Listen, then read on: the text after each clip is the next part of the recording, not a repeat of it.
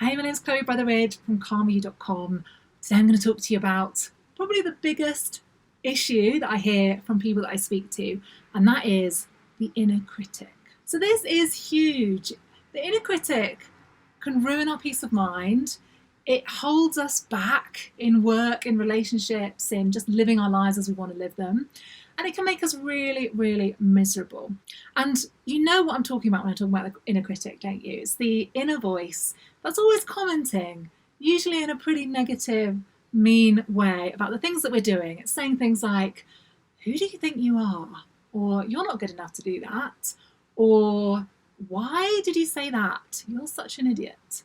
Those sorts of horrible, horrible things. I want you just to consider for a moment what your life would be like if the inner critic was not holding you back.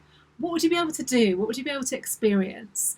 What would your relationships be like? What would you be doing in your work? I bet it would be a lot different to how it is now. Now, the first thing I think is so important to remember when it comes to inner critic is that just because we have a thought, it doesn't mean that it's a fact. Thoughts are not facts. Just because you have that thought, it doesn't mean that it's true. So just recognizing that is the first step to stopping the inner critic from holding you back. Someone once described to me the inner critic and this inner negative voice as being like a mental reflex. And this mental reflex might be based on things from the past, experiences that we've had, things that other people have said to us. And it's just a reflex, it's not actually the truth. So the next time that you hear this inner voice beating you up, saying mean things, I want you just to say to it, thanks for sharing.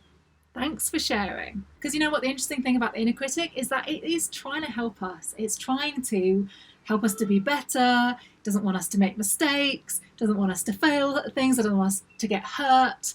But actually, what it's doing is hurting us before we've even had a chance to try. So even though the inner critic may have a good intention, it's not actually working. So say thanks for sharing, and the next, just stepping into the perspective of one of your good friends and thinking about what they would have to say about the thing that you're going to take action on, the thing that you're doing in that moment that's prompted that inner critic. What would they have to say? And I want you just to really tune into that instead. So thank you for sharing, and then tuning into what a good friend would say. And of course, remembering that your thoughts are not facts. It does not mean that it's true. Just because you have that thought, it doesn't mean it's true.